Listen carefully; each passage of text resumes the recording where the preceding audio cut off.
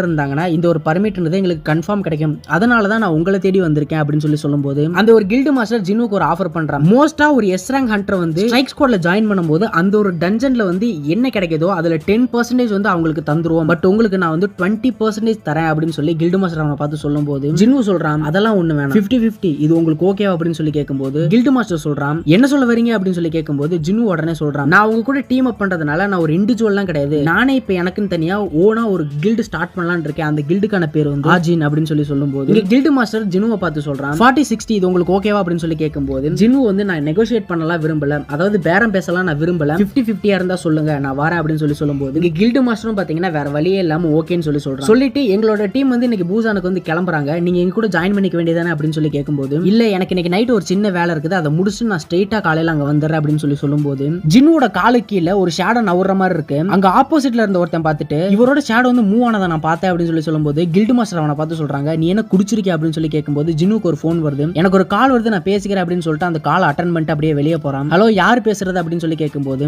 ஆப்போசிட்ல வந்து ஜின்னுவோட அம்மா பேசுறாங்க. பேசிக்கிட்டே ஜின்னுவை பாத்தீங்கன்னா அப்படியே வெளியே வரான். அடுத்த நாள் பாத்தீங்கன்னா பூசான்ல அந்த ஒரு கேட்ல பாத்தீங்கன்னா ஏராங் ஹண்டர் எல்லாருமே ரைடுக்காக ரெடியா நிக்கிறாங்க. நின்னுட்டு இருக்கும்போது ஒருத்தன் மொபைல பார்த்துட்டு ஜின்னு என்ன காலையில சீக்கிரமா வந்துடுற அப்படின்னு சொல்லி சொன்னாரு, ஆனா இன்னும் வரவே இல்லையே, இன்னும் 5 நிமிஷத்துல வந்து நம்ம ரைட ஸ்டார்ட் பண்ணியே ஆகணும் அப்படின்னு சொல்லும்போது ஜின்னு அப்படியே வெளியே வந்து இன்னைக்கு வெதர் பாக்குறது கொஞ்சம் டிஃபரெண்டா இருக்குது, மழைகளை வரப்போதா நம்ம தங்கச்சி ஜீனா வந்து கொடையெல்லாம் எடுத்துட்டு போயிருப்பாள் அப்படின்னு சொல்லி யோசிச்சு பார்த்துட்டு ஷேடோ எக்ஸ்சேஞ்ச் அப்படின்னு சொல்றான். இங்க அப்படியே கட் பண்ணோம்னா ஜீனாவோட ஸ்கூலை காட்டுறாங்க. அங்க ஒரு 3 பசங்க வந்து அப்படியே பேசிக்கிட்டே போறாங்க. ரொம்ப நாள் பூட்டியே கடந்த ஒரு ரூம்குள்ள பாத்தீங்கன்னா அவங்க 3 பேரும் பாத்தீங்கன்னா பேசிக்கிட்டே போறாங்க. அங்க போகும்போது அந்த ஒரு இடம் ரொம்ப அழுக்கா இருக்குது. அந்த பசங்க எல்லாம் பேசிக்கிறாங்க இந்த இடம் என்ன இவ்வளவு அழுக்கா இருக்குது, இது எப்ப கிளீன் பண்ணாங்க அப்படின்னு சொல்லும்போது ஒரு பையன் சொல்றான் இது கிட்டத்தட்ட ஒரு செமஸ்டர் ஃபுல்லா வந்து க்ளோஸ் ஆகியே இருக்கு அப்படின்னு சொல்றான். உடனே அந்த ஒரு இடத்துல ஒரு கேட் பாத்தீங்கன்னா ஓபன் ஆயிருக்குது. ஒரு பையன் பாத்தீங்கன்னா பயப்படாம அந்த கேட் கிட்ட போயிட்டு சில்லா இருங்க गाइस இந்த ஒரு கேட் இப்பதான் ஓபன் ஆயிருக்குது, இது உடையறதுக்குன்னு ஒரு வாரம் இருக்கு அப்படின்னு சொல்லும்போது ஆப்போசிட்ல இருக்க ஒரு பையன் சொல்றான் இந்த ஒரு ரூம்ன்றது கிட்டத்தட்ட ஒரு செமஸ்டரா க்ளோஸ் ஆயிருக்குதுல, அப்ப இந்த கேட் வந்து இப்ப கூட உடையறதுக்கான வாய்ப்பு இருக்கு அப்படின்னு சொல்லும்போது அந்த கேட்டை உடைச்சுக்கிட்டு ஒரு கை வருது. அது ஆப்போசிட்ல இருந்த அந்த பையனோட தலையை பிடிச்சு அப்படியே நசுக்கு. அந்த பையன் வலி தாங்க முடியாம என்ன காப்பாத்துங்கன்னு சொல்லும்போது அந்த ஒரு கைன்றது அந்த பையனோட தலையை அப்படியே நசுக்கி கொன்றுது. உள்ள இருந்து ஹையார்க் மாதிரியான ஒரு மான்ஸ்டர் வெளியே வருது. அண்ட் இந்த ஒரு சாப்டர் இதோட முடிக்கிறாங்க.